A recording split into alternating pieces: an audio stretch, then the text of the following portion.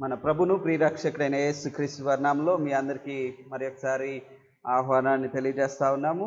ఈ రీతిగా ప్రభునందు ఆనందించడానికి, ప్రభును స్తుతించడానికి దేవుడిచ్చిన కృపను బట్టి ఆయనకే మహిమ, ఘనత, ప్రభావం కలుగును గాక. మనము గత కొన్ని వారాలుగా ఈ విపత్కరమైనటువంటి పరిస్థితిలో విశ్వాసులు ఏమి చేయగలరు అనే దాని గురించి ఆలోచన చేస్తా ఉన్నాం.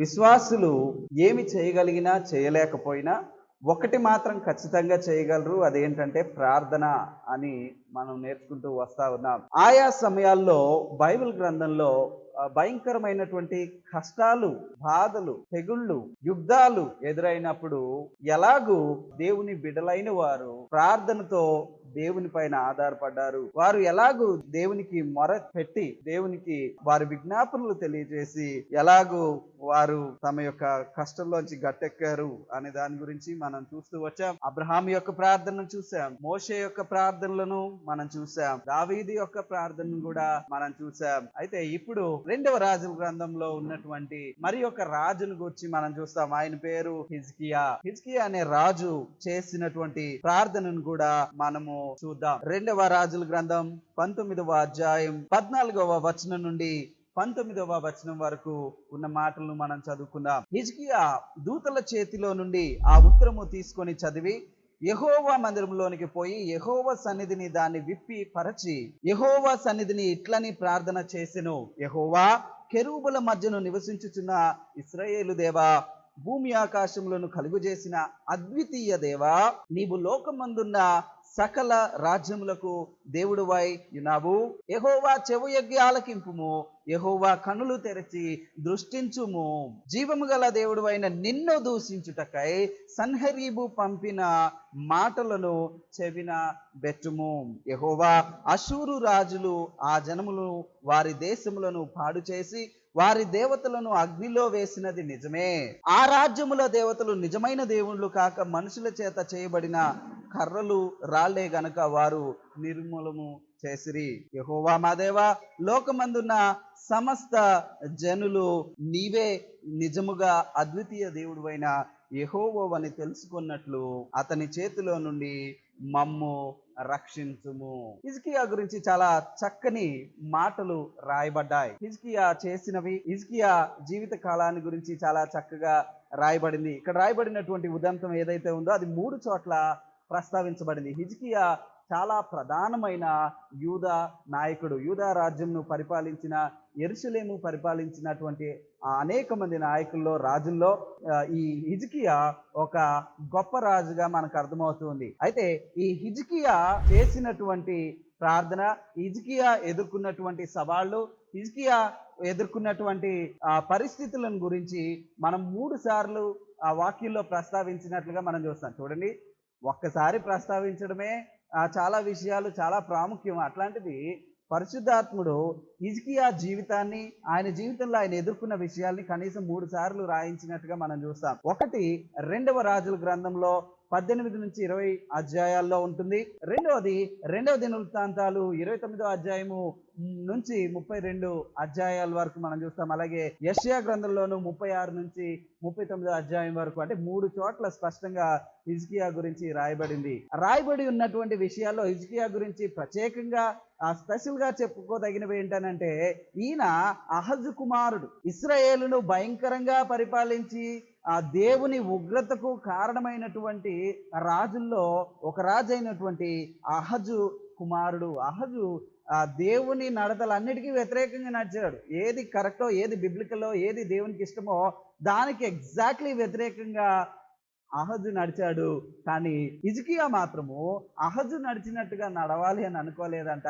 ఆయన దేవుని యందు భయభక్తులు కలిగిన వాడై దావీదు నడిచినట్టుగా, దావీదును ఎగ్జాంపుల్ గా పెట్టుకున్నట్టుగా మనము చూస్తాం. 18వ అధ్యాయం 3వ వచనంలో, తన పితరుడైన దావీదు చేసినట్లు అతడు యెహోవా దృష్టికి పూర్ణముగా నీతిని అనుసరించెను. కొంచెం కొంచెం కాదు, అక్కడక్కడ, ఇక్కడ కొంచెం, అక్కడ కొంచెం, అక్కడ కొంచెం, ఇక్కడ కొంచెం కాదు, కానీ పూర్తిగా దేవుని యొక్క నడతను నడవడానికి, దేవుని యొక్క ఆజ్ఞలు వినడానికి, దేవుని వాక్యానుసారంగా జీవించడానికి అనుసరించడానికి దేవుని దృష్టి అందే పూర్ణముగా నీతిని అనుసరిస్తా ఉన్నాడు. అన్నిటిలోనూ జాగ్రత్తగా దేవునికి నచ్చినట్టుగా వెళ్తా ఉన్నాడు. ఏమేం చేశాడయ్యా? ఒకటి, దావీదును మాదిరిగా పెట్టుకుని వెళ్తా ఉన్నాడు. రెండవది, పాపానికి ప్రేరేపించే, దేవుడి నుంచి దూరం చేసేటటువంటి విగ్రహాలను దూరం పెట్టాడు. ఆ దేశంలో హిజ్కియా పాలన వచ్చేపాటికి జరుగుతుంది ఏంటంటే, అక్కడ చాలా వరకు ఇతర దేవతలను పూజించడం, యెహోవాకు చెల్లించవలసినటువంటి ఆరాధనను చెల్లించకపోవటం మనం చూస్తాం. అట్లాంటి పరిస్థితిలో ఏది దేవునికి అయిష్టమో దాన్ని తీసివేశాడు. మనం కూడా మన ఆధ్యాత్మిక జీవితంలో ఈ మాటలను దేవుడు ఎందుకు హిజ్కియా గురించి స్పెషల్గా చెప్పించాడంటే, బహుశా దేవుడు కూడా మనం ఆయన దృష్టికి పూర్ణంగా నీతిని అనుసరించాలని కోరుకుంటున్నాడు. మనం దేవుని దృష్టికి పూర్తిగా న్యాయంగా నీతిగా బ్రతకాలి అని అంటే చేయవలసినవి కొన్ని ఉన్నాయి. వాటిల్లో ప్రధానమైనది ఏంటంటే, దేవుని యొక్క స్థానాన్ని మన జీవితంలో ఆక్యుపై చేసే వాటిని పక్కన పెట్టగలగాలి. హిజ్కియా అలాగ చేశాడు. ఏది దేవునిపై నుంచి దృష్టి మళ్లించడానికి అవకాశం ఉందో వాటన్నిటినీ తీసివేశాడు, చిన్నాభిన్నాలు చేశాడు. అది 4వ వచనంలో చూస్తాం. 5వ వచనంలో ఈయన చేసింది ఏంటంటే, దేవుడైన యెహోవా యందు విశ్వాసం ఉంచిన వాడంట. ఆయన మన విశ్వాసం ఎక్కడ ఉంది? చెయ్యకూడదు చేయకపోవడమే విశ్వాసం కాదు, చేయవలసింది చేయాలి కూడా. అంటే కేవలము దేవుని యొక్క స్థానాన్ని మన జీవితంలో భర్తీ చేసేది ఏదుందో దాన్ని తీసి పడేయడమే కాదు, ఆ స్థానాన్ని దేవుని పైన ప్రేమతో, భయంతో, భక్తితో, విశ్వాసంతో మనం నింపుకోవాలి. ఈయన ఒక మంచి విశ్వాసిగా మనం చూస్తా ఉన్నాం. మంచి విశ్వాసిగా జీవిస్తా వచ్చాడు. ఎంత విశ్వాసం కలిగి బ్రతికాడు, ఎంత నీతిగా బ్రతికాడు అన్నా అంటే వాక్యం చెప్తా ఉంది, ఇదిగో ఆయన పూర్వీకుల్లో కానీ ఆయన తర్వాత వచ్చిన వారిలో కానీ ఈయనతోటి పోల్చదగిన వాళ్ళు ఎవరూ లేరంట. అంత నీతిగా, అంత విశ్వాసంగా ఈయన బ్రతికినట్లుగా మనకు కనిపిస్తా ఉంది. విశ్వాసంతో ఉన్నాడు. 6వ వచనం చూస్తే ఇంకొక మాటను జోడించారు. ఆయన యెహోవాను హత్తుకొన్నాడంట. దూరంగా కొన్నిసార్లు ఉండి కొన్నిసార్లు లేకపోవడం కాదు, హత్తుకొని జీవించడం అంటే he is living in the presence of God. ప్రతి నిమిషము, ప్రతి సమయము, మంచైనా చెడైనా దేవుని హత్తుకొని నడుస్తా ఉన్నాడు. విశ్వాసులకు ఉండవలసినటువంటి గొప్ప లక్షణం ఇది. కొన్ని సందర్భాల్లో ఉండి కొన్ని సందర్భాల్లో ఉండకపోవటం కాదు. దేవుని హత్తుకొని నడవడం అంటే విడవకుండా దేవుని యొక్క అడుగుజాడల్లో నడవడం, ఆయనతో సహవాసంలో ఉండడం అని అర్థం. హత్తుకొని అని అంటే ఇంకా ఏమనుకోవచ్చు, ఆయనను వెంబడించుటలో, అంటే దేవుణ్ణి వెంబడించుటలో వెనుక తీయని వాడంట ఆయన. హిజ్కియా ఒక గొప్ప విశ్వాసి. ఆయన దేవుని హత్తుకొని నడిచిన వాడు. దేవుని వెంబడించే విషయంలో ఏదడ్డొచ్చినా సరే ఆయన వెనుక తీసేవాడు కాదు. అప్పటికి ఆయనకు తెలిసినటువంటి వాక్యాన్ని పాటించేవాడు. ఆ తర్వాత ఆయన చుట్టుపక్కల పరిపాలించేటటువంటి రాజులు కూడా ఆయన పైనకి యుద్ధం వచ్చినా, ఆయనను విసిగించడానికి ప్రయత్నం చేసినా సరే వాళ్ళందరినీ దేవుడు ఈయన చేతికి అప్పగించాడు. కాబట్టి చక్కగా ఈయన సమయంలో ఏ వ్యతిరేకత లేకుండా దేవుడు ఈయనను కాచి కాపాడినట్టుగా మనం చూస్తాం. 7వ వచనంలో మనం చూస్తే ఈయన ఎక్కడికి వెళ్తే అక్కడ దేవుడు జయాన్ని దయచేశాడంట.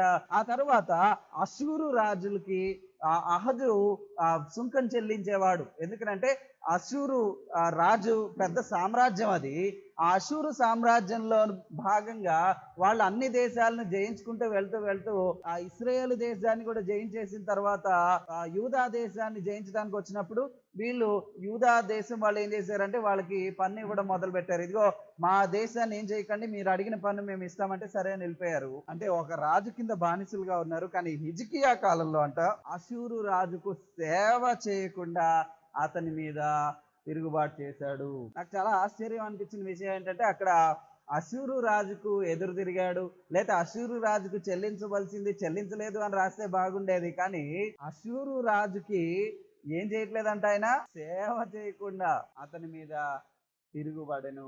కొన్నిసార్లు ఈ లోకంలోని పరిస్థితులకు, ఈ లోకంలోని నాయకులను సేవిస్తా ఉంటాం. మనం సేవ చేయాల్సింది దేవునికి, మనుషులకు కాదు, రాజులకు కాదు, ఈ లోకంలో ఉన్నటువంటి ఇతర విషయాలకు, పనిముట్లకు కాదు, మన ఉద్యోగాలకు కాదు. మన సేవ దేవునికి చెందాలి. సో బేసికలీ అష్షూరు రాజు కింద వీళ్ళు బానిసలుగా ఉన్నారు, లేకపోతే ఆ రాజు యొక్క పరిపాలనలో ఉన్నారు. ఆయనను సేవిస్తూ ఆయనకి పన్ను చెల్లిస్తూ ఉన్నారు. అయితే హిజ్కియా ఏం చేశాడంటే ఆ పన్ను చెల్లించడం మానేశాడు. ఆ తర్వాత చుట్టుపక్కల ఫిలిస్తీన్ల గురించి మనం వినే ఉంటాం. న్యాయాధిపతుల కాలంలో ఫిలిస్తీన్లు పద్దాక పక్కలో బల్లెంలాగా కంట్లో నలుసులాగా పద్దాక విసిగిస్తా ఉండేవాళ్ళు ఇశ్రాయేలీలు. అయితే హిజ్కియా కాలంలో దేవుడు హిజ్కియా ద్వారా ఆ ఫిలిస్తీన్లందరినీ కూడా లైన్ లో పెట్టాడంట. వాళ్ళెవ్వరు కూడా ఈ యూదుల పైనకి, యూదా రాజ్యం పైనకి వాళ్ళు వచ్చి విసిగించే ప్రసక్తే లేదు. దేవుడు అలాంటి నెమ్మదిని అనుగ్రహించాడు. ఆ తర్వాత ఒక ఘట్టాన్ని దేవుడు మన కోసం చాలా ఎక్కువగా వర్ణించాడు. 18వ అధ్యాయం 9వ వచనం నుండి దాదాపుగా 19వ అధ్యాయం అంతా కూడా ఇదే విషయాన్ని గురించి మనం చూస్తాం. ఏంటి ఆ విషయం అంటే, ఏ రాజుకైతే అగెయిన్స్ట్ గా ఈయన సేవ చేయడం మానేసి, పన్ను చెల్లించడం మానేసి స్వతంత్రంగా ఉంటున్నాడో ఆ రాజు చనిపోయాడు. ఆ రాజు తర్వాత అతని కుమారుడు వచ్చాడు. అతని కుమారుడు అనుకున్నాడంట, వీళ్ళు మాకు పన్ను చెల్లించడం లేదు కదా, వీళ్ళు మాకు తిరుగుబాటు చేశారు అని యెరూషలేము పైనకి దండెత్తడానికి రెడీ అయి వచ్చాడు. నాకు చాలా ఆశ్చర్యంగా అనిపించింది, షాకింగ్ గా అనిపించిన విషయం ఏంటంటే, ఇంత చక్కని రాజు, ఇంత విశ్వాసం గల రాజు, దేవుని హత్తుకొని నడుస్తున్నవాడు, దేవుని ఆజ్ఞలు పాటించే విషయంలో వెనుక తీయక నడుస్తున్నవాడు, పూర్ణ నీతిని అనుసరిస్తున్నటువంటి ఈ రాజు కూడా 4వ సంవత్సరంలో ఒక పెద్ద పరీక్ష వచ్చింది. ఆ పరీక్ష ఏంటంటే, సన్హరీబు అనేటటువంటి అషూరు రాజు యెరూషలేమును ముట్టడి వేశాడు. యెరూషలేమును పట్టుకోవడానికి, ఈ యూదా ప్రజలను పట్టుకోవడానికి అతను తన సైన్యాన్ని పంపాడు అని మనం చూస్తాం. అయితే వాళ్ళు ఏం చేసేవాళ్ళు అంటే, వచ్చి వాళ్ళ సైన్యాన్ని తీసుకొచ్చిన తర్వాత ఒకేసారి యెరూషలేము పైన పడి దాడి చేయకుండా వాళ్ళు ఏం చేశారంటే, యెరూషలేము చుట్టూ లేక యూదా రాజ్యాల చుట్టూ వాళ్ళ యొక్క సైన్యాన్ని మోహరించి యెరూషలేములోనికి రావాల్సిన వస్తువుల్ని రానియకుండా ఆపేస్తా ఉన్నారనమాట. 4వ సంవత్సరంలో ఇది ప్రారంభమైంది. 6వ సంవత్సరం అనుకంటే ఇంచుమించు 2 సంవత్సరాల పాటు వాళ్ళు హిజ్కియాను తన రాజ్యాన్ని వాళ్ళు వేధించడం మొదలు పెట్టినట్టుగా మనకు అర్థమవుతా ఉంది. ఈ పరిస్థితిని చూసినప్పుడు, ఈ ఛాలెంజ్ ని చూసినప్పుడు హిజ్కియా ఏం చేశాడంటే, ఫస్ట్ వెంటనే ఆ రాజు యొక్క సైన్యాధిపతులు లేదా అధికారులు ఎవరైతే అక్కడ ముట్టడి వేసి ఉన్నారో వాళ్ళ దగ్గరికి కొద్దిమంది దూతలను పంపాడు. దూతలు అంటే ఈయన ప్రతినిధులను కొద్దిమందిని పంపాడు. వాళ్ళతోటి పంపి వాళ్ళకి చెప్పిన వర్తమానం ఏంటంటే, 14వ వచనంలో మనం చూస్తాం, అయ్యో నా వల్ల తప్పు వచ్చినది, నేను తప్పు చేశాను, నా యొద్ద నుండి నీవు తిరిగిపోయి వెళ్ళిపోయిన ఎడల నీవు నా మీద ఏది మోపితే అది ఇస్తాను, నన్ను క్షమించండి, నేను తప్పు చేశాను, అయితే దానికి ప్రతిఫలంగా మీరు ఏది ఇస్తే అది ఇస్తాను అని ఆ రాజుకి, సన్హరీబు రాజు యొక్క దూతల దగ్గరికి లేకపోతే ఆయన ప్రతినిధుల దగ్గరికి ఈయన తరపున దూతలను పంపాడు. పంపితే వాళ్ళు ఏమన్నారంటే, సరే హిజ్కియా మాకు 600 మనుగుల వెండియు 60 మనుగుల బంగారమును జుల్మానాగా విధించారు అని అంటే, సరే ఈయన ఏం చేశాడంటే ఆ జుల్మానా కట్టడం కొరకు ఎక్కడెక్కడ లేని అన్ని పోగు చేసుకుని ఆ ఫైన్ కట్టడం కొరకు, యాక్చువల్లీ మన భాషలో మాట్లాడుకోవాలంటే ఫైన్, ఆ ఫైన్ కట్టడం కొరకు ఈయన దగ్గర డబ్బులు లేవు. ఎందుకంటే అది చాలా విస్తారమైన ధన సంపదలు కావలసినటువంటి విషయం. అన్ని మనుగుల వెండి బంగారం ఇవ్వడానికి సామాన్యమైన ఈ చిన్న రాజ్యం దగ్గర అంత ఉండదు. హిజ్కియా సరే నా దేశ ప్రజలు బాగుండాలి అన్న ఆలోచనతో ఏం చేశాడంటే, సరే ఇవన్నీ తీసుకోండి అని ఎక్కడెక్కడ లేనివన్నీ కూడా పోగేసి సన్హెరీబుకు పంపించాడు. యెరూషలేము దేవాలయంలో ఉన్న బంగారం వెండి అంతా తీశాడు. ఆ తర్వాత ద్వారాల పైన ఉన్నది, ఇంకా మొత్తం వాళ్ళ దేశంలో ఉన్నటువంటి పనికొచ్చేటటువంటి వెండి బంగారం అంతా కూడా తీసి పంపించేశాడు. ఇక వీళ్ళ దగ్గర యాక్చువల్లీ సంపద లేదు, ఉన్న సంపదను అంతటిని పంపించేశారు. పంపించేసి బహుశా హిజ్కియా అనుకున్నాడు, ఆహా గండం తప్పింది అని. కానీ సన్హెరీబు యొక్క సేనలు అక్కడి నుంచి వెళ్ళిపోవాల. వాళ్ళు అన్నారు, నిన్ను ఊరికే ఎట్లా విడిచిపెడతాము, నువ్వు మాకు తిరుగుబాటు చేసావు, మళ్ళీ ఇలాంటిది చేయవా అన్నట్టుగా వాళ్ళు ఆ ధనాన్ని తీసుకుని కూడా అక్కడి నుంచి వెళ్ళలేదు. 15వ వచనం చూస్తే, కావున హిజ్కియా యెహోవా మందిరమందును రాజనగరునందునున్న పదార్థముల్లో కనబడిన వెండి అంతయు అతనికి ఇచ్చెను. మరియు ఆ కాలమందు హిజ్కియా దేవాలయపు తలుపులకున్న బంగారమును, తాను కట్టించిన స్తంభములకున్న బంగారమును తీసి అష్షూరు రాజునకు ఇచ్చెను. అవన్నీ తీసుకుని కూడా ఇంకా యుద్ధానికి పూనుకున్నారు. అంటే వాళ్ళు ఏంటంటే, ఎట్లాగూ యూదా రాజ్యాన్ని బలహీనపరిచి వీళ్ళని లొంగ తీసుకోవాలి, వీళ్ళ దగ్గర నుంచి పన్ను తీసుకోవడం గొప్ప విషయం కాదు, వీళ్ళని సమూలంగా మనము ఆధీనంలోనికి తెచ్చుకోవాలి అని అనుకున్నారు. అయితే విచిత్రం ఏంటనంటే, ఇంత గొప్ప క్రైసిస్ వచ్చినప్పుడు, ఇంత గొప్ప ఛాలెంజ్ వచ్చినప్పుడు హిజ్కియా చేసినటువంటి ఒక పొరపాటు, ఒక భయంకరమైన పొరపాటు ఏంటి అనంటే, ఆ హిజ్కియా చుట్టూ ఉన్నటువంటి ప్రజలు సన్హెరీబు పంపినటువంటి సేనల చుట్టూ వచ్చేసి ఉండి వీళ్ళని ముట్టడి వేసినప్పుడు ఈయన ప్లాన్ వేసుకున్నాడు, కానీ దేవుని దగ్గరికి ప్రవక్తలను సంప్రదించడం కానీ, దేవుని దగ్గరికి వెళ్ళి ప్రార్థన చేయడం కానీ ఏమీ కనిపించవు మనకి. ఈయన అనుకుని ఉంటాడు, ఓకే సన్హెరీబు యొక్క సేనలు మన దగ్గరికి వచ్చేసినాయి, మనం వాళ్ళపైన తిరుగుబాటు చేసాం కాబట్టి వాళ్ళు వచ్చారు, వాళ్ళకి చెల్లించవలసింది చెల్లిస్తే సమస్య సాల్వ్ అయిపోద్ది అని అనుకుని ఈయన అనుకున్న దాన్ని ఎగ్జిక్యూట్ చేయడానికి ప్రయత్నం చేశాడు. మనం కూడా చాలాసార్లు ఇలాగే ప్రవర్తించడానికి అవకాశం ఉంది. ఎలా ప్రవర్తించడానికి అవకాశం ఉంది అంటే, మనం చేతనైంది చేయగలిగినప్పుడు దేవుని పైన ఆధారపడడం చాలా తక్కువగా కనిపిస్తూ ఉంటుంది. నేనేం చేయగలను అది చేస్తాను, నాకు చదువు ఉంది, లేకపోతే నాకు కాంటాక్ట్స్ ఉన్నాయి, నాకు లేకపోతే ధనం ఉంది, లేకపోతే ఇవన్నీ నేను చూసుకోగలనని అనుకుంటాను. హిజ్కియా కూడా తన సొంత ఆలోచన పైన, తన ఆలోచన విధానం, లేకపోతే తన యొక్క ధనం పైన నమ్మకం పెట్టుకుని ఆయన అనుకున్నాడు, ఓకే ధనంతో కొనేస్తాను సన్హరీబుని.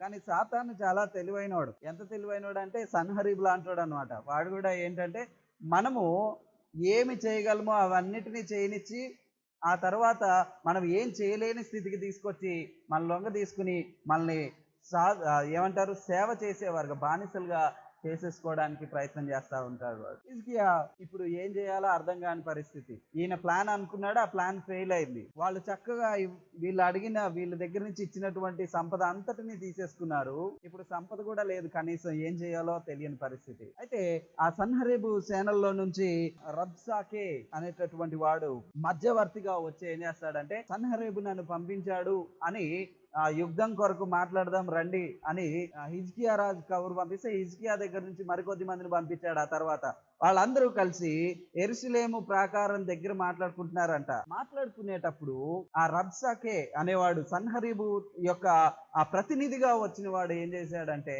ఆ ఇశ్రాయేలు ప్రజలు వింటూ ఉండగా హీబ్రూ భాషలో ఆ ఇశ్రాయేలు ప్రజలందరి, ఎస్పెషల్లీ యూదా వారి అందరినీ, ఈ దక్షిణ రాజ్యంలో ఉన్నవారు, యెరూషలేములో నివసిస్తున్న వారి యొక్క మనస్సు చెదిరిపోయేలాగా, వాళ్ళ గుండెలు అదిరిపోయేలాగా వాడు వచ్చి ఏం చేస్తాడంటే, ఇదిగో జరగబోయేదాన్ని వినండి అని వచ్చిన దూతలకి చెప్పకుండా జనాలందరికీ వినిపించేలాగా, వాళ్ళ యొక్క బలము, వాళ్ళ యొక్క ఆదరణ చెడిపోయేలాగా, వాళ్ళ మనసులు భయపడేలాగా, వాళ్ళు భయాన్ని పుట్టించడం కొరకు వాడు ఏం చేయడం మొదలు పెట్టాడంటే, మీరు ఏమనుకుంటున్నారు, మీరు యుద్ధం చేయడానికి, యుద్ధ విషయంలో మీకు యోచన చేయడానికి మీకు అంత బలం ఉందనుకుంటున్నారా మాతోటి మీరు చేయడానికి? మీరు హిజ్కియా మాట విని మాతో యుద్ధం చేద్దాం అనుకుంటున్నారే, మీకు అంత బలం ఉందా? మీకు అంత ఆ శక్తి లేదు అని మొదట కంపారిజన్ తీసుకొస్తున్నాడు. ఏం కంపారిజన్ అంటే, ఇదిగో సన్హెరీబు అషూరు రాజ్యం జయించిన వాళ్ళు, అషూరు రాజ్యం యొక్క గొప్పతనం ఇది, వాళ్ళ బలం ఇది. ఇదిగో మీ బలం ఏది? మీ బలం ఏంటి? మేము కనీసం గుర్రాలను ఇస్తే వాళ్ళు ఎంత ఫన్నీగా మాట్లాడాడు, ఎంత అవమానకరంగా మాట్లాడాడంటే, మేము 20,000 గుర్రాలు ఇస్తే ఆ గుర్రాల పైన కూర్చోబెట్టడానికి కూడా మీకు తగిన సైనికులు లేరు అని అంటాడు. మీది అలాంటి పరిస్థితి, మేము 20,000 గుర్రాల పైన, రథాల పైన వచ్చి మీ దేశాన్ని చుట్టుముట్టించగలం, మీ దేశం పైన దాడి చేయగలం, మీ దేశాన్ని వశపరచుకోగలం అంటే ఎలా ఉంటుందండి వినేవాళ్ళకి? సో మొట్టమొదటిది మీకు అంత సీన్ లేదు, మీకు అంత బలం లేదు అని గుర్తు చేశాడు. రెండో విషయం ఏమని చెప్పాడంటే, మీకు బలం లేదు సరికదా, ఒకవేళ మీరు మీ పక్కనున్నటువంటి ఐగుప్తీయుల బలం పైన మీరు ఆధారపడతారేమో, వాళ్ళని సహాయం అడిగి, ఓకే ఐగుప్తులారా మా పైనకి ఈ సన్హెరీబు వచ్చాడు, అషూరు రాజ్యం వచ్చింది, మీరు మాకు సహాయం చేస్తే మన ఇద్దరం కలిసి అషూరు పైన యుద్ధం చేద్దామని అంటారేమో. 21వ వచనం, వాళ్ళు నలిగిన రెల్లు వంటి ఈ ఐగుప్తును, అంటే జస్ట్ రెల్లు అని అంటే ఒక చిన్న కొమ్మ లాంటిది అన్నమాట. ఐగుప్తు పైన ఆధారపడదాం అనుకుంటున్నారేమో, వాళ్ళు కూడా మా బలం ముందు దిగదుడిపే. ఆ తర్వాత అంటే మీకున్నది ప్రతిదీ కూడా మా ముందు పనికిరాదని చెప్తున్నారు బేసికలీ వాళ్ళు. మీ బలం పనికిరాదు, తర్వాత ఒకవేళ మీరు ఐగుప్తు సాయం తీసుకుందామంటే వాళ్ళు కూడా మా బలానికి సరిపోరు, మూడోది, ఒకవేళ యెహోవా మా పక్షాన ఉన్నాడు, యెహోవా మాకు సహాయం చేస్తాడు అని అనుకుంటున్నారేమో. యెహోవా మీ పక్షాన లేడు, యెహోవా మా పక్షాన ఉన్నాడు, మేము మమ్మల్ని యెహోవా పంపిస్తే మేము వస్తున్నామని ఇశ్రాయేలీయులతో చెప్తున్నారు వాళ్ళు. ఎవరు? సన్హరీబు పంపిన దూత రబ్షాకే అంటున్నాడు, యెహోవా మమ్మల్ని మీ పైకి పంపించాడు అని అంటాడు. రెండోది ఏమంటాడంటే, మీ దేవుడు ఒకవేళ మీ పక్షాన యుద్ధం చేస్తాడని అనుకుంటున్నారేమో. ఓ పిచ్చి యూదులారా, మీ పక్షాన ఆయన యుద్ధం చేయడు, ఒకవేళ చేసినా మీరు గెలవరు. ఎందుకనంటే మేము ఇప్పటికే ఎన్నో సామ్రాజ్యాలని గెలిచాం కదా, ఆ విషయాన్ని మర్చిపోకండి. మేము ఇప్పటి వరకు గెలిచిన అన్ని రాజ్యాల యొక్క రాజులు, వాళ్ళ దేవుళ్ళు అందరినీ మేము జయించాం. అంటే మా దేవుళ్ళు మా యొక్క బలం ఎంత అంటే ఈ చుట్టుపక్కల ఉన్నటువంటి దేవుళ్ళు అన్నిటిని ఎదిరించగలిగే శక్తి మాకుంది. సో మీ దేవుడు ఏదో చేస్తాడు అని అనుకోకండి.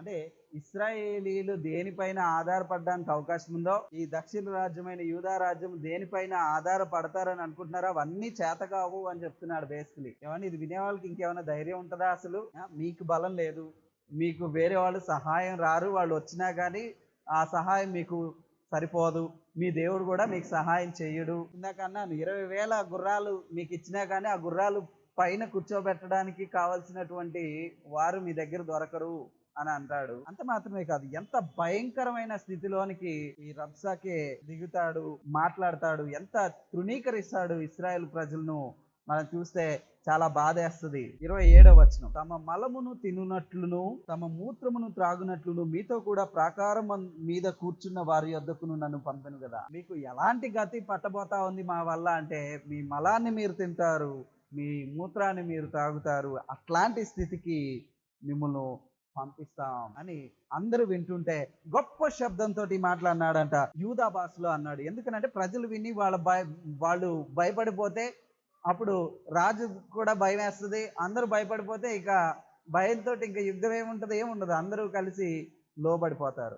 అయితే ఇతను ఇచ్చినటువంటి ఒక సలహా ఏంటంటే, మాకు లోబడండి, మా మాట విని ఇప్పుడు నేను చేస్తున్న ప్రకటన విని మాతోటి కొద్దిమంది వచ్చేయండి అంటాడు. గొప్ప శబ్దంతో యూదా భాషలో ఇట్లా, నేను మహారాజైన అషూరు రాజు సెలవిచ్చిన మాట వినుడి, హిజ్కియా చేత మోసపోకుడి, నా చేతిలో నుండి మిమ్మల్ని విడిపింప శక్తి అతనికి లేదు, యెహోవాను బట్టి మిమ్మల్ని నమ్మించి యెహోవా మనలను విడిపించును, ఈ పట్టణము అషూరు రాజు చేతిలో చిక్కకపోవునని హిజ్కియా చెప్తున్నాడే.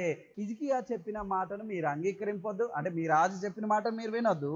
అషూరు రాజు సెలవిచ్చినదేమనగా, నాతో సంధి చేసుకొని నా యొద్దకు మీరు బయటికి వచ్చిన ఎడల మీలో ప్రతి మనిషికి నేను చక్కగా చూసుకుంటాను, మంచి పంటలు గల ప్రాంతానికి తీసుకెళ్తాను, మంచి మీ దాహాన్ని తీర్చేటటువంటి స్థలానికి తీసుకెళ్తాను, చాలా సెక్యూర్గా ఉండేటటువంటి ప్రాంతానికి తీసుకెళ్తాను. అయితే మీరు చేయాల్సింది ఏంటంటే మాతో సంధి చేసుకోవాలి. ఇవన్నీ చూస్తా ఉంటే ఏం కనిపిస్తుంది అంటే, సన్హరీబు అషూరు రాజ్యము ఈ లోకంలో ఉన్నటువంటి లోక రాజ్యాలకి, ఎస్పెషలీ సాతాను వాడి అనుచరులకి, వాడి రాజ్యానికి, వాడు ఏలే విధానానికి సూచనగా ఉన్నారు. సాతాను కూడా చేసేటటువంటి పనులు ఇలాగే ఉంటాయి. ఇంచుమించుగా ఈ సన్హరీబు యొక్క ప్రతినిధి అయిన రబ్షాకే చెప్పినట్టుగా ఏం చెప్తా ఉన్నాడు, ఎలాగూ దేవుని ప్రజలను మోసం చేయడానికి, దేవుని ప్రజలను భయభ్రాంతులకు గురి చేయడానికి, దేవుని ప్రజలను బానిసలుగా చేసుకోవడానికి ప్రయత్నం చేస్తా ఉన్నాడు. సాతాను కూడా ఎగ్జాక్ట్లీ ఇలాగే చేస్తాడు. ఏంటి, నువ్వేదో చేద్దాం అనుకుంటున్నావా? నువ్వేం చేయలేవు, నీకు అంత సీన్ లేదు, నీ ఎడ్యుకేషన్ సరిపోదు, నీ యొక్క నాలెడ్జ్ సరిపోదు, నీ ఫ్యామిలీ బ్యాక్గ్రౌండ్ సరిపోదు. మా చర్చ్ వాళ్ళు సాయం చేస్తారులే అనుకుంటున్నావే, మీ చర్చ్ వాళ్ళు కూడా సాయం చేయరు. మీ దేవుడు సాయం చేస్తాడేమో అనుకుంటున్నావేమో. నీలాంటోడికి దేవుడు సహాయం చేస్తాడా? నువ్వెంత పాపిస్తోడివి, నువ్వు ఎన్ని తప్పులు చేస్తా ఉన్నావు, నీలాంటోడికి దేవుడు సహాయం చేస్తాడా అని అంటే అప్పుడు మన హృదయంలో అనిపిస్తుంది, నిజమే కదా దేవా, నేను ఇంత భయంకరమైన జీవితాన్ని జీవిస్తా ఉన్నాను, పద్దాక పడిపోతున్నాను, ప్రార్థన చేసింది ఏది నిలబెట్టుకోలేకపోతున్నాను, నేను ఎన్నో తీర్మానాలు తీసుకుంటున్నాను, వాటిని చేయలేకపోతున్నాను, పాపం నా హృదయంలో ఏల్తా ఉంది. దేవా, నువ్వు నా పక్షాన ఉన్నావా, నాకు సహాయం చేస్తావా అన్నట్టుగా మనం ఆలోచిస్తే వాడు అంటాడు, నీకేం సహాయం చేస్తాడు, నీకు చేయడు, నీకు వాక్యం తెలుసుగా, నువ్వు ఉన్నటువంటి లైఫ్ స్టైల్ ని బట్టి దేవుడు నీకు సహాయం చేయడు. అలాగూ మనల్ని దేవునికి దూరంగా చేయడానికి, వారితో సంధి చేసుకోవడానికి వాడు ప్రోత్సహిస్తాడు. చేసేది ఇదే, దేవునికి దూరంగా చేయడం, సాతానికి, వాడి రాజ్యానికి, వాడి పనులకి మనల్ని దగ్గర చేయడం, వాడితో సంధి చేసుకుని, వాడితో సంధి బేసికలీ నాతో ఫ్రెండ్షిప్ చేయండి, నాతో సహవాసంలో ఉండండి. అరే దేవునితో సహవాసంలో ఉండాలా, లేకపోతే సాతానుతో వాడి అనుచరులతోటి మనం సంధిలో ఉండాలా?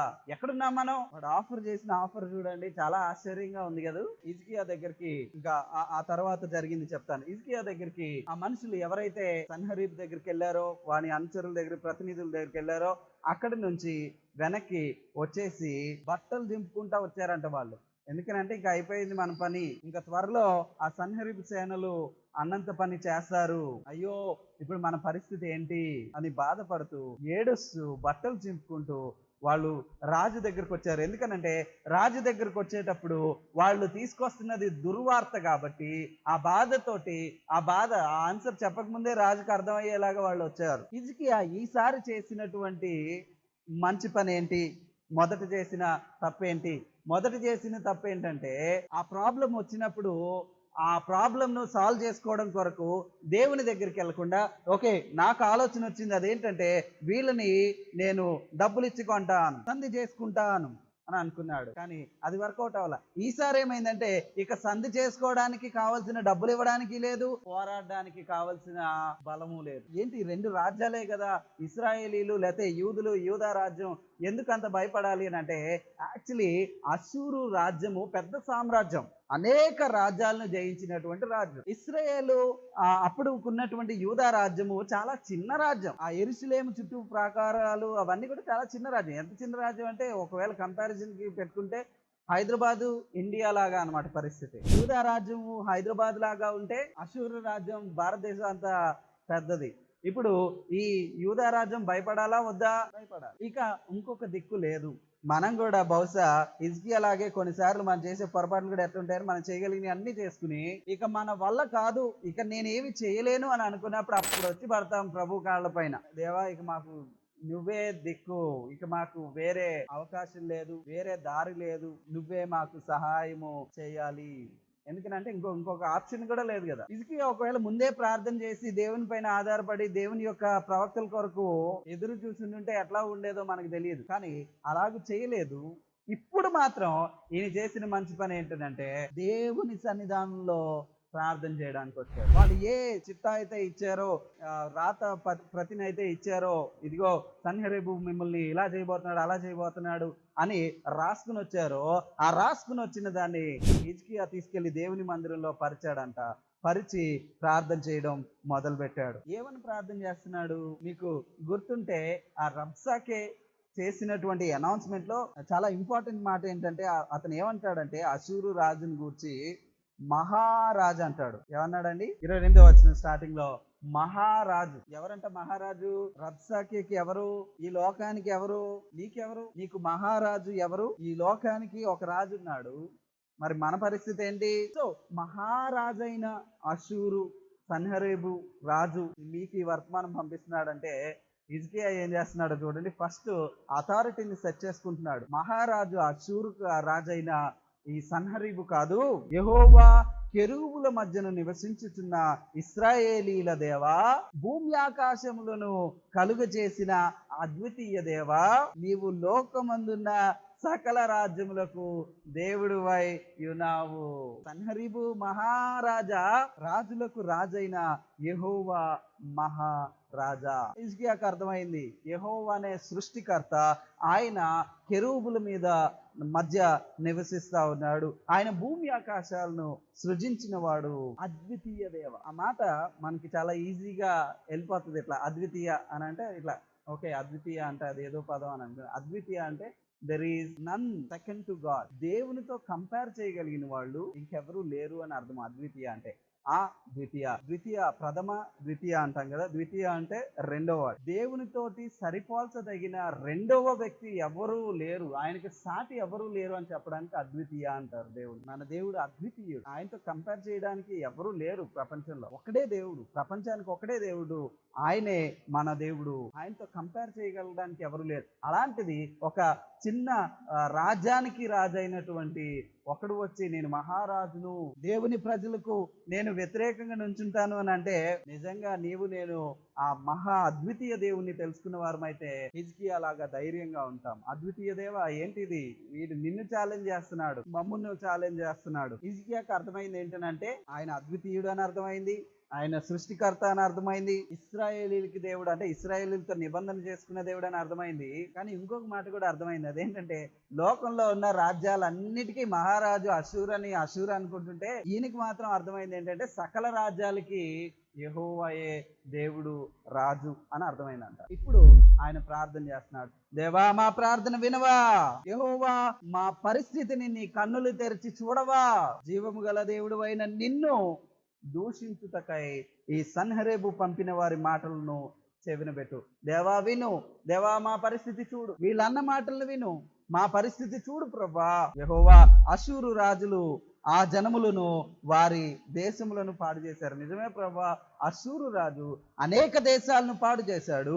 ఆ పాడు చేసినప్పుడు ఆయా దేశాల యొక్క రాజులు ఆ దేవుళ్ళను అతను తీసుకెళ్లి మంటల్లో పడేశాడు. ఎందుకంటే మా దేవుళ్ళే గొప్ప, మీ దేవుళ్ళు కాదు అని వాళ్ళు నిర్మూలన చేశారు. యెహోవా మా దేవా, లోకమందున్న సమస్త జనులు నీవే నిజముగా అద్వితీయ దేవుడు అని తెలుసుకున్నట్లు అతని చేతిలో నుండి మమ్మల్ని రక్షించు. దేవా వీళ్ళు చేసింది ఇవన్నీ చేశారు, కానీ ఇప్పుడు నీవు మమ్మల్ని రక్షించడం ద్వారా వాళ్ళ దేవుళ్ళు వాళ్ళు చేస్తున్నది అంతా కూడా నీకన్నా వాళ్ళు గొప్పవారు కాదు. నీవు ఇంత భయంకరమైన పరిస్థితి నుంచి రక్షించడం వల్ల జనాలందరూ నీ గొప్పతనాన్ని తెలుసుకుంటారు ప్రభా. దయచేసి మా ప్రార్థన ఆలకించు. ఉదయకాల సమయంలో మరి ఒకసారి నేను జ్ఞాపకం చేయాలి, అదేంటంటే నీ పరిస్థితులు అన్నీ కూడా చిన్న భిన్నం అయిపోతే ఇంకొక మార్గం ఏమీ లేదు, నా పరిస్థితి ఇలాగుంది, నేను అన్ని కోల్పోతున్నాను, లేతే నేను భయంకరమైన శ్రమల గుండా వెళ్తున్నాను, లేతే నా చుట్టుపక్కల వాళ్ళు అలాంటి శ్రమల గుండా వెళ్తున్నారు, అయ్యో నేను ఏం చేయాలి, నన్ను తప్పించడానికి నాకు సహాయం చేసే స్నేహితులు లేరు, నాకు బలం లేదు, దేవుడు కూడా నా పక్షాన ఉన్నాడా లేదా అని డౌట్ వస్తుంది, నా జీవిత విధానానికి అంత విశ్వాసంగా నేను ఉండట్లేదు అన్న డౌట్స్ నీకు కలిగితే డ్యూరింగ్ దిస్ క్రైసిస్ టైం, ఈ భయంకరమైన తెగులు సమయంలో మనం ఏం చేయగలము అంటే ప్రార్థన చేయాలి, దేవుని సన్నిధానంలో మోకరించాలి, ఆయన కాళ్ళ మీద పడాలి. దేవా నాకు ఇంకొక స్థితి లేదు, ఇంకొక అవకాశం లేదు, ఇంకొక దారి లేదు ప్రభా, నీవే నా దిక్కు అన్నట్టుగా ఆయన దగ్గరికి వచ్చి దేవా నా ప్రార్థన ఆలకించు, నా పరిస్థితిని చూడు అని హిజ్కియా లాగా ప్రార్థన చేయాలి. ఈ మధ్యలో ఇది ఆలోచిస్తా ఉన్నాం, ఈ పరిస్థితి అంటే తెగులు పరిస్థితిని ఇంత భయంకరంగా ప్రపంచాన్ని అంతటిని పాడు చేసుకుంటా వెళ్ళిపోతా ఉంది. ఎస్పెషల్లీ భారతదేశం దానికి విలవిల్లాడిపోతా ఉంది కదా. ప్రభా మేము ఏం చేయగలం, ఎందుకు ప్రభా ఇంత దారుణమైన పరిస్థితి అని అంటే నేనేం చేయలేను, మేము ఏమి చేయలేము ప్రభా, మేము కూడా భయంతో బ్రతుకుతా ఉన్నాం, ఏంటి ప్రభా ఏంటి పరిస్థితి అని అంటే దేవుడు అంటాడు, ఇదిగో ఇలాంటి పరిస్థితుల్లో బైబిల్లో ఉన్నటువంటి విశ్వాసులు ఏం చేశారు అంటే దేవుడు ఏది చేస్తే దానికి వారు తలొగ్గారు. ఒకటి. రెండవది, దేవుడు ఏం చేయబోతున్నాడో తెలుసుకోవడం కొరకు లేకపోతే దేవుని యొక్క సహాయం కొరకు ప్రార్థన చేశారు. వెరైటీ ప్లాన్స్ వేసుకోవాలా. ఎక్కడ చూసినా సరే వాళ్ళకి శక్తికి మించినటువంటి ఛాలెంజెస్ వారు ముందుకు వచ్చినప్పుడు వాళ్ళు వెళ్ళి ప్రార్థన చేశారు. ఆ ప్రార్థనలను దేవుడు విని వారిని తప్పించాడు. ఇప్పుడు నీవు నేను కూడా ఈ ఛాలెంజెస్ లో మనం ఏం చేయగలం అంటే ప్రార్థన చేయగలం, ఆయన సన్నిధానంలో మనం వేడుకొనగలం. హిజ్కియా చేసిన ఆ కన్నీటి తగ్గింపు ప్రార్థన దేవుడు విని వెంటనే తన ప్రవక్తను పంపించాడంట. ఆమోజు కుమారుడైన యెస్సయా హిజ్కియా యొద్దకు ఈ వర్తమానము పంపెను. ఏం పంపాడు? ఇశ్రాయేలు దేవుడగు యెహోవా సెలవిచ్చినదేమనగా, అషూరు రాజైన సన్హెరీబు విషయమందు నీవు నా ఎదుట చేసిన ప్రార్థన నేను అంగీకరించి ఉన్నాను. 29వ వచనాన్ని నేను చదువుతున్నాను. అక్కడ చాలా వచనాలు ప్రవచనం ఉంది, కానీ మన అవసరానికి సరిపోయేది 29 నుంచి ఉన్న వచనాలు. మరియు యెషయా చెప్పినదేమన్నా, హిజ్కియా ఇదే నీకు సూచన అవుతుంది. ఈ సంవత్సరంలో ఒక సూచన ఇచ్చాడు దేవుడు. ఆ తర్వాత మీరు ఇంకా విస్తరిస్తారు, ఫలిస్తారు అని చెప్తాడు. 31వ వచనం, శేషించు వారు ఇశ్రాయేలులో నుండి యెరూషలేము నుండి బయలుదేరుదురు, తప్పించుకున్న వారు సీయోను కొండలలో నుండి బయలుదేరుదురు. సైన్యములకు అధిపతి యెహోవా ఆసక్తితో దీన్ని నెరవేర్చును కాబట్టి అష్షూరు రాజును గూర్చి యెహోవా సెలవిచ్చినదేమనగా అతడు ఈ పట్టణంలోనికి రానే రాడు. ఆల్రెడీ చుట్టుపక్కలే వచ్చేసి రెడీగా ఉన్నారు. అదే ప్రభా అసలు రాడంటున్నావు, వాళ్ళు ఆల్రెడీ రావడానికి రెడీగా గేట్ దగ్గరే ఉన్నారు కదా. దాని మీద ఒక బాణమైనను ప్రయోగింపడు. యెరూషలేము పైన ఒక్క బాణం కూడా వేయడు. వాడు 20,000 గుర్రాలు ఇస్తాము, మీరు దానిపైన కూర్చుంటారా అని అడిగాడు. కూర్చోబెట్టడానికి మనుషులు ఉన్నారు కదా అని అడిగాడు కదా. వాడు కనీసం ఒక్క బాణాన్ని కూడా వేయడు. వాడికి అన్ని వేల గుర్రాలు ఉండొచ్చు, బాణాలు వేయగలిగిన సత్తా ఉండొచ్చు, కానీ ఒక్క బాణం కూడా మీ పైన ప్రయోగింపడు. ఒక్క కేడమునైనను దానికి కనుపరచడు. దాని ఎదుట ముట్టడి దెబ్బ కట్టడు.